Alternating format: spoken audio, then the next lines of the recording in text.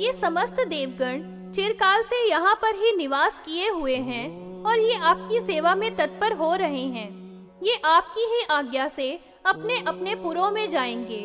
इनके सब पुर इस समय में शून्य और मंगल से रहित हो रहे हैं। ऐसी कृपा कीजिए कि ये सब समृद्ध अर्थों वाले हो जाएं।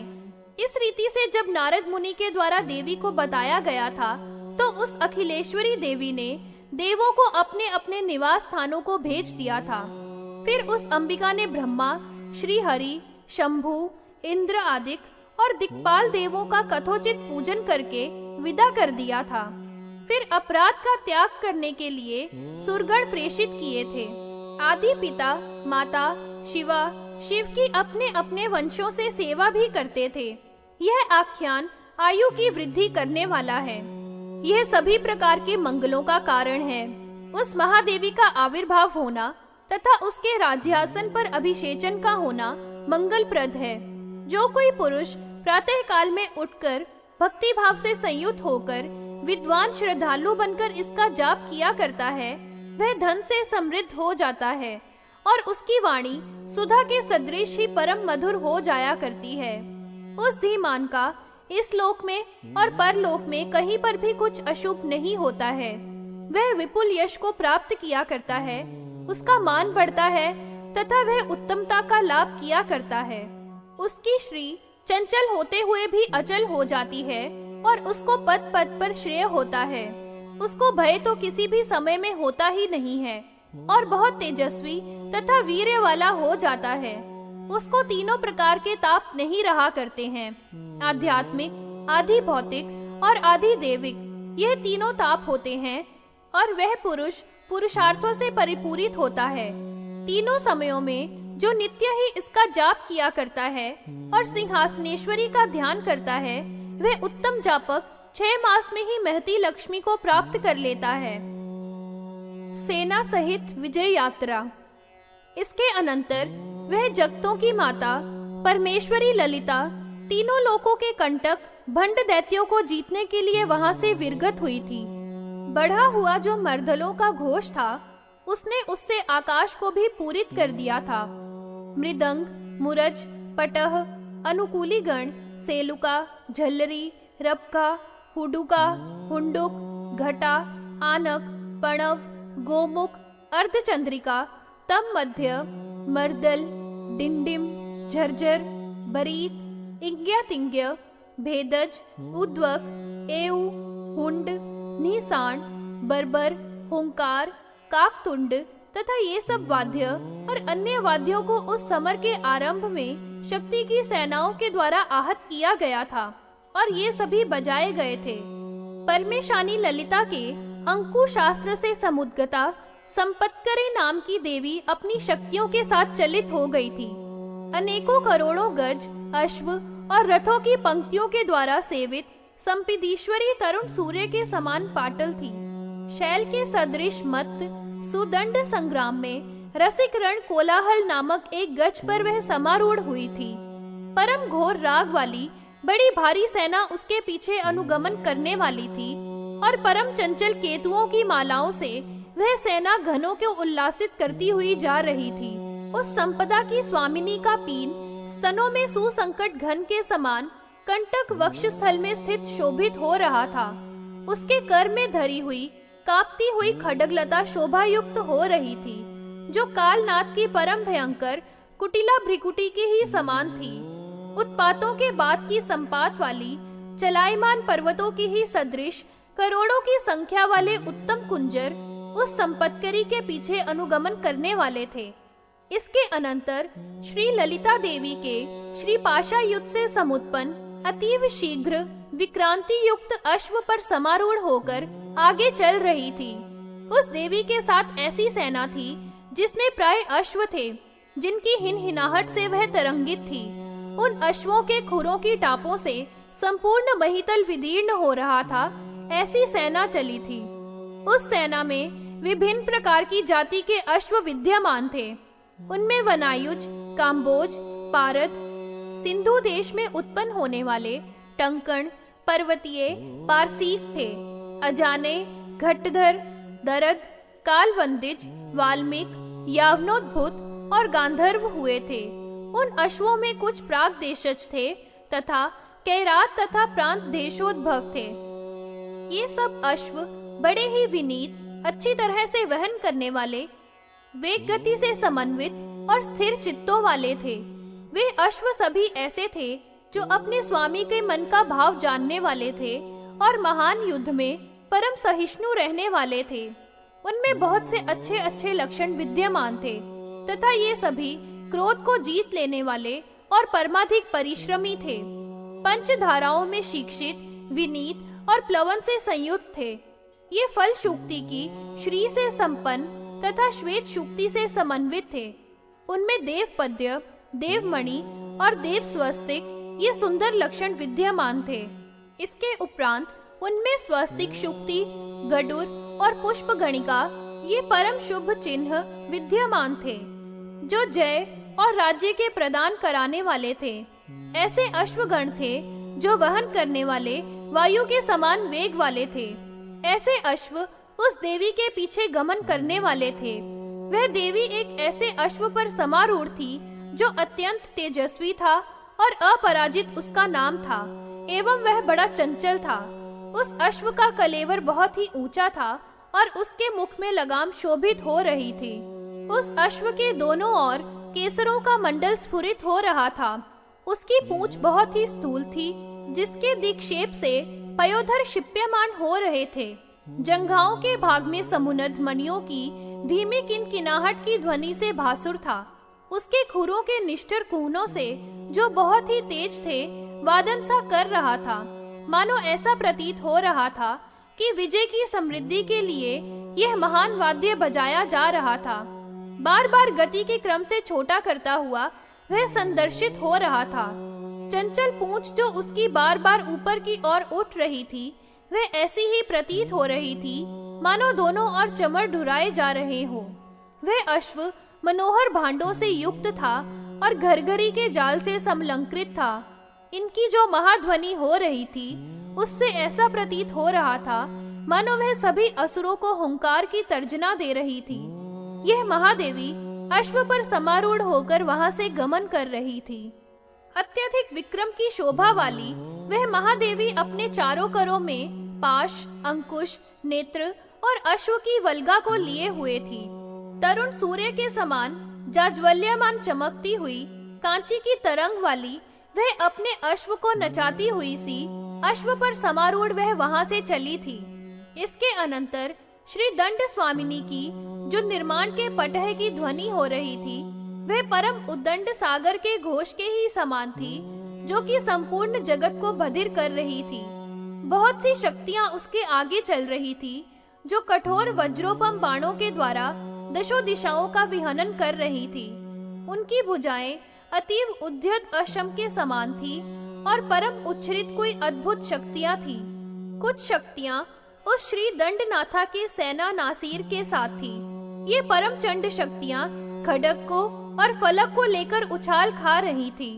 सैकड़ों ही नेत्रों के संताड़नों से उस सेना की जो संबाधा थी, उसका क्षेत्रणी निवारण करती हुई शक्तियां ऊपर की ओर चल रही थी।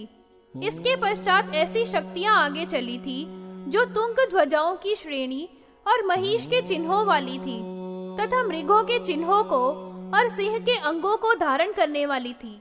इसके पश्चात कुछ ऐसी शक्तियां थी जो श्री दंडनाथा के सहस्त्रों छत्रों को, जो श्वेत थे, धारण करके चल रही थी, जिन छत्रों से उनके कर कमल स्फुरित हो रहे थे। दंडनाथा श्यामला सेना यात्रा। इस दंडनाथा का जो विशेष निर्माण हुआ था, उसमें संख्यातीत अर्थात अगणित छत्र थे, जिनकी श्वेत प्रभा थी। उनसे नभोमंडल ऐसा शोभित हो रहा था मानो उसमें अगणित चंद्रमा उदित हो गए होवे। वे परम धवल छत्र एक दूसरे से परस्पर में सट से रहे थे, जिनसे उनका अंतर बहुत ही घना हो गया था। उनके समुदाय में जो मणियां थी, उनकी कांति से अंधकार का विनाश हो गया था। उस बल में वज्र की प्रभा को भी पराजित करने वाली, कांति से समस्त दिशाओं के मुखों को पूरित करने वाले सैकड़ों ही प्रकार के क्रोड़ मुख्य ताल व्रंथ चले थे। उस दंडनाथा की सेनाएं नासिर से धावित होती हुई वहां से चली थी।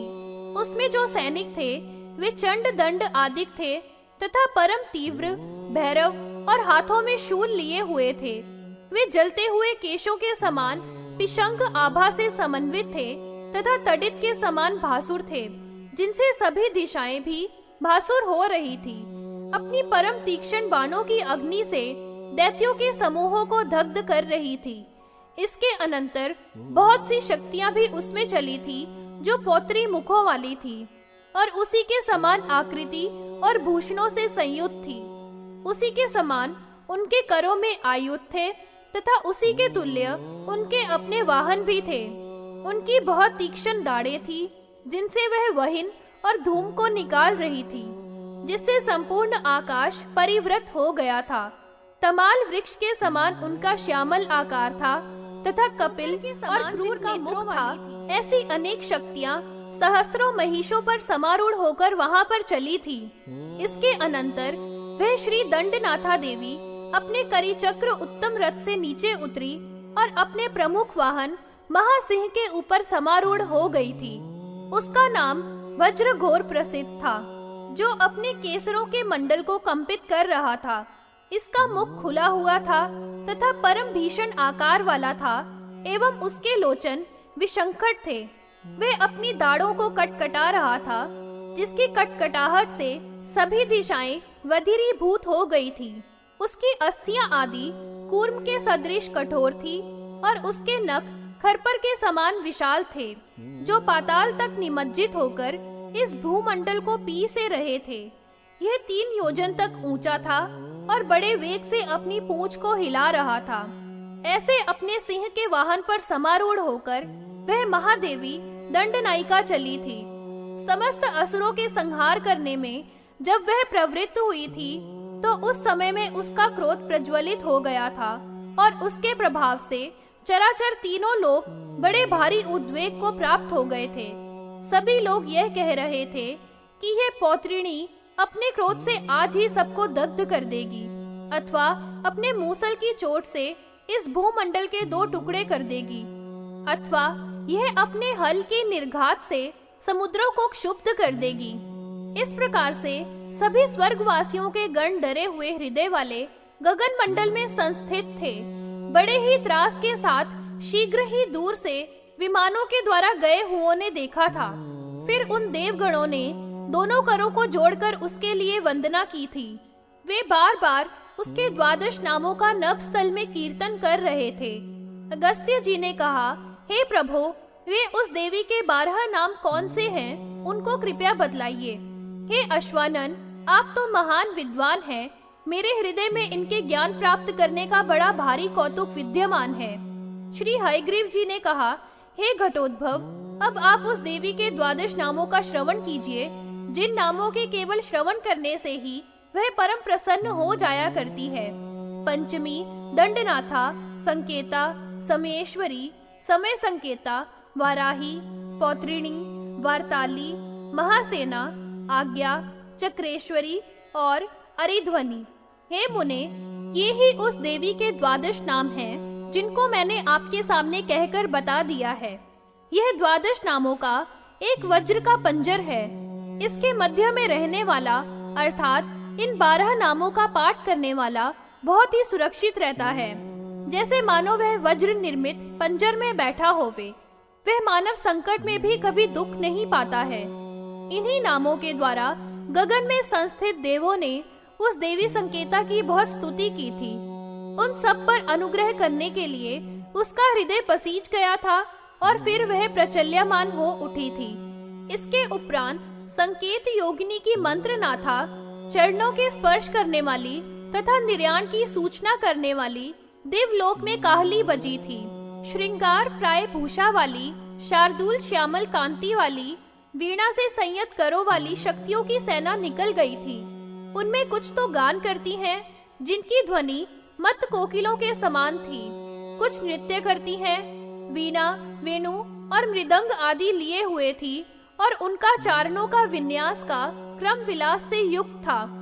जगत के जनों को हर्षित करती हुई श्यामा शक्तियां वहां से चल दी थी। कुछ का वाहन मयूर था और कुछ हंसों को वाहन बनाए हुए थी। कुछ नकुल पर समारूढ़ थी और कुछ कोकिलों पर विराजमान थी।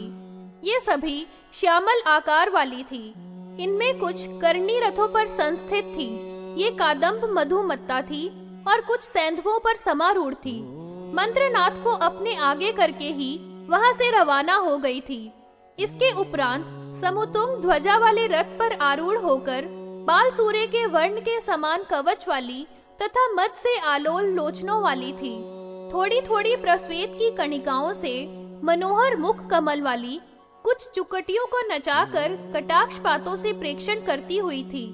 उन शक्तियों का संपूर्ण उद्वत भी उद्वत सैन्य बल था, जो पिच्छ त्रिकोण महान विरुद्ध वाले छत्र से संयुक्त था। इनके और अन्यों के मध्य में अर्थात शक्तियों के बीच में उज्जवल उदय वाली घन के समान श्यामला मंत्र नायिका निकली थी। स्वर्गवासियों ने उसका भी 16 नामों के द्वारा स्तवन किया था। हे कुंभोद्भव, उन 16 नामों का भी अब मुझसे श्रवण कर लो। संगीत योगिनी, श्यामा, श्यामल, मंत्र नायिका, मंत्रिणी, सचिवेशी, प्रधानेशी, शुक्रप्रिया, वीणावती, वैणिकी, मुद्रिणी, प्रियक प्रिया, नीप प्रिया, कदम्बेक्षी, कदम्ब वनवासिनी, सदा मदा।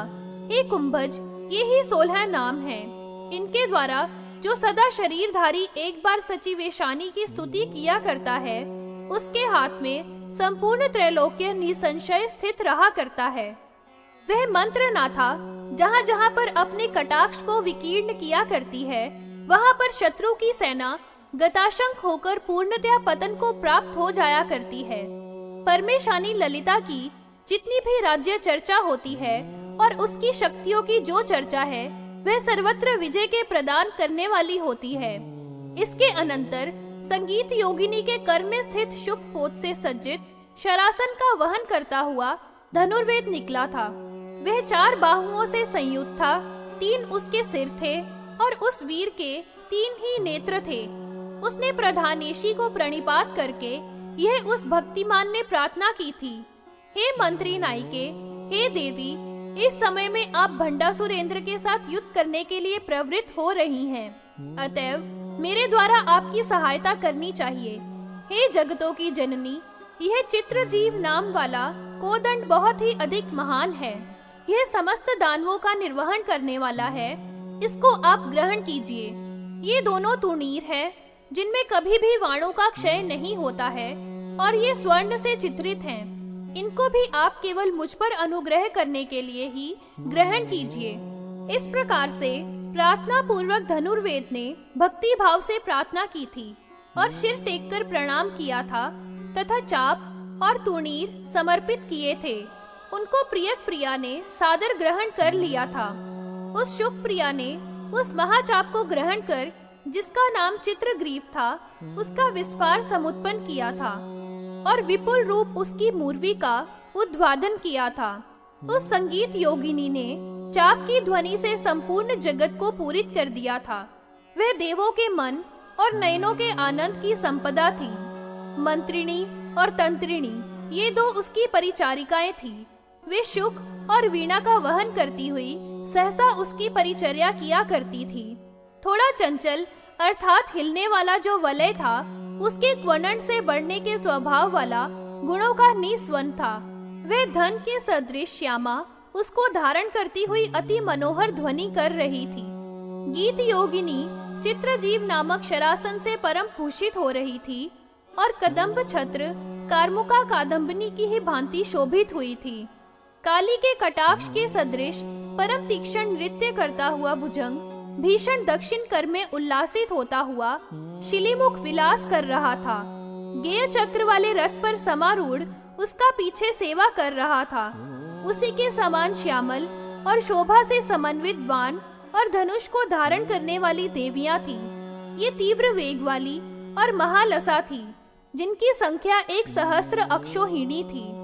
परम मधुर जो किलकिल की ध्वनि थी, उससे दिशा पूरित कर रही थी। ललिता परमेश्वरी सेना जय यात्रा। इसके अनंतर वह राजनायिका वहां पर विराजमान थी, जिसका अंकुश ज्वलित था और जो सर्प के ही तुल्य पाश को धारण करने वाली थी। मधुर क्वणन करने वाला वलय और इक्षु का धनुष धारण किए हुए थी। उसके बाण 5 कुसुमों के थे। उदित सूर्य के तेज से भी अत्यधिक पाटल उसका अपना कलेवर था, जिससे प्रभा झर रही थी। वह अपने मुख की कांतियों को दिशाओं में कीर्ण कर रही थी। ऐसा प्रतीत होता था मानो वह अभ्र मंडल के चंद्रों से परिपूर्ण बना रही हो। शशि मंडल की सखिता को प्राप्त होने वाला उसका परम धवल आत्पत्र था, जिसका आयतन 10 योजन था और तीनों लोकों का अभिवरण करने वाला था। उसका स्वरूप परम स्वच्छ मौक्तिक के सदृश था। ऐसे धवल छत्र से वह परमाधिक भासुर हो रही थी। विद्या आदि प्रमुख परिचारिकाओं के समुदाय के द्वारा 4 चमरों से वह अभिविजित हो रही थी, जो चमरमणि के समान कांत और शोभा वाले थे, तथा नवीन चंद्रिका की लहरी की कांति एवं 4 कदालियों की कांति के समान थे। वह अपनी शक्ति से एक ही राज्य की पदवी को अभिसूचित कर रही थी और सैकड़ों साम्राज्य के चिन्हों से उसका सैन्य देश मंडित था। देवांगनाओं के संगीत और वाद्य रचनाओं के द्वारा उसके वैभव का संस्तवन किया जा रहा था एवं वह परम विशद प्रकाश वाली थी। उसकी शक्ति वैभव वाणी के तो अगोचर थी ही, किंतु वह बुद्धि के भी अगोचर थी।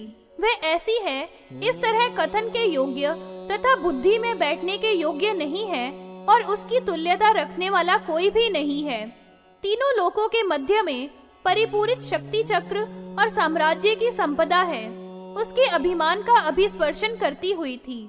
पंक्तियों बद्ध तथा दोनों करों को विपुल भक्ति भाव में जोड़कर मस्तकों पर लगाने वाले देवगण समीप में प्रथम पहुंचकर सेवा करूं, ऐसी रीति से वह और शंभु जिनमें प्रमुख थे, ऐसे देवों के मुखों को जो बराबर स्तुति कर रहे थे, अपनी कृपा कटाक्ष से देख रही थी।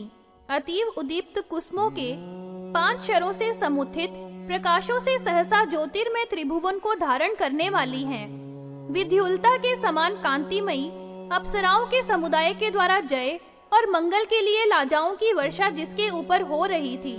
कामेश्वरी आदि परम कमनीय आभा वाली और संग्राम के वेश की रचना में सुमनोहर दीप्त आयुधों की दीप्ति से भास्कर की आभा को तिरस्कृत कर देने वाली ऐसी नित्या परिचारिकाओं के द्वारा चरणों के समीप में भली भांति उपास्य माना थी। श्री चक्र नाम वाले रथ पर विराजमान होकर समर में उसको चला रही थी। वह रथ ऐसा था जिसकी ध्वजा 10 योजन से भी अधिक ऊंची थी और ऐसा प्रतीत हो रहा था मानो वह आकाश को उल्लिखित कर रही होवे, जिसमें मेघों का समुदाय था। वह रथ परम तीव्र रावण की सुशक्तियों की परंपराओं से समन्वित था। वह रथ उस समर में परम शोभित हो रहा था, जिसमें उदित पिशंग रुचि के भाग से युक्त वस्त्र से वह संवीत था और परम मनोहर कांति वाला था। ललिता देवी मरुदगणों के द्वारा संस्तुत्यमान होती हुई संग्राम करने के उद्देश्य से तेजी से चली थी। मरुदगण उसके 25 नाम रत्नों को कहकर ही उसका संस्तवन कर रहे थे, जो नाम प्रपंचों के पापों के प्रशमन करने में परम दक्ष थे। अगस्त्य जी ने कहा, हे वाजी वक्त्र, आप तो महती बुद्धि वाले हैं। आप उन 25 ललिता परमेशानी के नामों से हमारे कानों के लिए रसपान कराइए। हयग्रीव जी ने कहा, उनके 25 नाम ये हैं: सिंहासना, महाराज्ञी, प्रंकुशा, चापिनी, त्रिपुरा, महात्रिपुर सुंदरी, सुंदरी, चक्रनाथा, साम्राज्ञी, चक्रिणी, चक्रेश्वरी, महादेवी, कामेशी, परमेश्वरी, कामराजप्रिया, कामकोटिगा, चक्रवर्तिनी, महाविद्या, शिवा, अनंग वल्लभा, सर्वपाटला, कुलनाथा, आमनाय नाथा, सर्वामनाय निवासिनी और श्रृंगार नायिका, ये ही 25 नाम हैं।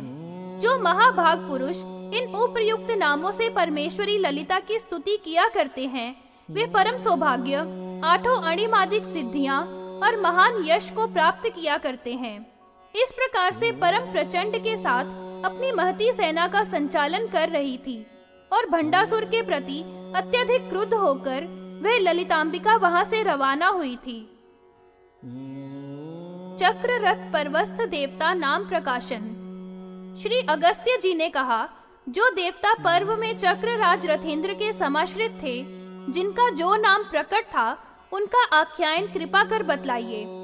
हे हियानन, उन सब देवों की संख्या और उनके परम शोभन वर्णों के भेद तथा उनके दिव्य आयुध, यह सभी वर्णन कीजिए। हयग्रीव जी ने कहा, उस दीप्त रथ के नवम पर्व में समुपस्थित ये 10 सिद्धि देवियां कही गई हैं। उनके नाम भी आप मुझसे श्रवण कीजिए। अणिमा, लघिमा, गरिमा, इशिता, वशिता 7वीं प्राप्ति सिद्धि होती है। 8वीं प्राकाप्य सिद्धि होती है, जो सर्वकांता नाम वाली होती है। ये 8 देवियां 4-4 भुजाओं वाली हैं और इनका वर्ण जपा के कुसुम के तुल्य होता है। ये चारों करों में चिंतामणि, कपाल, त्रिशूल और सिद्धि कज्जल धारण किए रहा करती हैं। ये दया से परिपूर्ण होती हैं और योगी जनों के द्वारा सर्वदा सेवित रहा करती हैं। वहाँ पर पूर्वार्ध भाग में ब्राह्मी आदि 8 शक्तियाँ हुआ करती हैं। उनके नाम ये हैं: ब्राह्मी, माहेश्वरी, कौमारी, वैष्णवी, वाराही, माहेंद्री और 7वीं चामुंडा है। महालक्ष्मी 8वीं शक्ति है। इन सब की 2-2 भुजाएं होती हैं और इनके कलेवर का वर्ण शौण होता है। ये कपाल और उत्पल करों में लिए रहा करती हैं। इनके वस्त्र रक्त वर्ण के होते हैं अथवा अन्य प्रकार से कुछ लोग इनका ध्यान कहा करते हैं। ये सब ब्रह्मा आदि के सदृश ही आयुधों वाली होती है। ये सब ब्रह्मादिक के ही परम चिन्हों को धारण करती हुई कीर्तित की गई हैं। उनके ऊपर स्थान में रहने वाली मुद्रा देवियां इनसे भी अधिक महान है। कमल के समान कांति वाले मुद्रा विरचना से युक्त हाथों से युक्त होती हैं। इनका वर्ण दाडिमी के पुष्पों की सदृश होता है और ये सब पीत अंबर धारण करके परम मनोहरी होती हैं। इनकी 4-4 भुजाएं होती हैं। ये 2-2 भुजाओं में चर्म और कृपान धारण किए रहा करती हैं। मत से इनके लोचन चंचल और रक्त हुआ करते हैं। अब उनके भी नामों का श्रवण कीजिए। सर्व संक्षोभिणी, सर्व विद्राविणी, सर्वाकर्षण कृन मुद्रा, सर्व वशंकरी, सर्वोन्मादन मुद्रा, यष्टि सर्व महाकुशा, सर्व खेचरिका मुद्रा तथा अपरासर्व बीजा है और सर्व योनि नवमी तथा सर्वत्री खंडिका है। सिद्धि ब्राह्मी आदि मुद्रा ये हैं। इतनी शकट शक्तियां हैं। भंडासुर के संहार करने के लिए वह रक्त रथ में संस्थित हुई थी, जो गुप्ता नाम वाली पूर्व में कही थी। उनके भी नामों का श्रवण अब आप मुझसे कीजिए।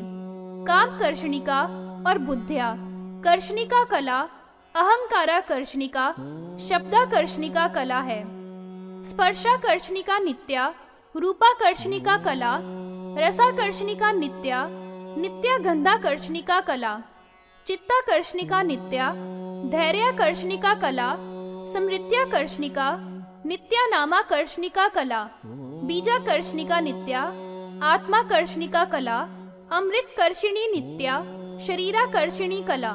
ये षोडश रूप वाली शीतांशु कला रूपा शक्तियां हैं। अष्टम पर्व को संप्राप्त ये गुप्ता नामों से कीर्तित की गई हैं। हे कुंभ संभव, जो भंडासुर के वध के लिए प्रवृत्त हुई, वे विद्रुम के द्रुम के सदृश हैं तथा मंत्र स्मित से मनोहर हैं। इनकी 4 भुजाएं हैं और 3 नेत्र हैं एवं चंद्र और सूर्य इनके उज्जवल मुकुट हैं। चाप, बाण, चर्म और खड्ग को धारण करने वाली तथा दिव्य कांति से सुसंपन्न है। सायंतन के जलते हुए दीप के समान चक्र रथ के सप्तम पर्व में आवास करने वाली गुप्ततरा नाम वाली है। अनंग मदनातुरा के साथ अनग मदना, अनग लेखा, अनग वेगा, अनगा कुंशा, अनग का आलिंगन में परायना, ये देवियां जपा के कुसुम की कांति वाली हैं। ये इक्षु चाप, पुष्पवाण, पुष्पों का कंदुक और उत्पल धारण करती हुई अभ्र की विक्रांति वाली हैं और ललिता की आज्ञा से भंडासुर के प्रति अत्यंत क्रोध से प्रज्वलित होती हुई सी स्थित हैं। इसके अनंतर चक्र रथेंद्र के षष्ठ पर्व पर समाश्रित है। सर्व संक्षोभिणी मुख्य है और संप्रदाय की आख्या से युक्त है। वेणीकृत है कचों के स्तोम जिनके, ऐसे सिंदूर के तिलक से समुज्वल, अतीव तीव्र स्वभाव से युक्त, कमल और अनल के समान कांति वाली हैं। इनके कलेवर परम दीप्त है तथा वहिन वाण, वहिन चाप, वहिन रूप असी और वहीन चक्राख्य फलक को धारण करने वाली हैं। असुरेंद्र के प्रति क्रोध से युक्त और कामदेव की भस्म से समुत्पन्न ये सब महान ओज वाली ललिता देवी की आज्ञा शक्तियां हैं। सर्व संक्षोभिणी, सर्व विद्राविणी, सर्वाकर्षणिका शक्ति, सर्वाहलादिनिका, सर्व सम्मोहिनी शक्ति, सर्व स्तंभन शक्ति, सर्व जृंभण शक्ति, सर्वोन्मादन शक्ति, सर्वार्थ साधिका शक्ति, सर्व संपत्ति पूर्णी, सर्व मंत्रमयी शक्ति, सर्व द्वंद्व क्षयंकरी, इस प्रकार से संप्रदाय के ये नाम कह दिए गए हैं। ये पंचम पर्व में स्थित है और कुलोतीर्णा कही गई है और इसके अनंतर स्फटिक मणि के सदृश हैं और परशु, पाश, गदा, घंटा और मणि को धारण करने वाली हैं और परम दीप्त विग्रह वाली हैं। वे सब देवों के शत्रु के प्रति अत्यंत क्रुद्ध थी और उनके मुख तथा भ्रिकुटियां कुटिल हैं। हे कुंभज, अब उनके भी नामों का श्रवण कीजिए।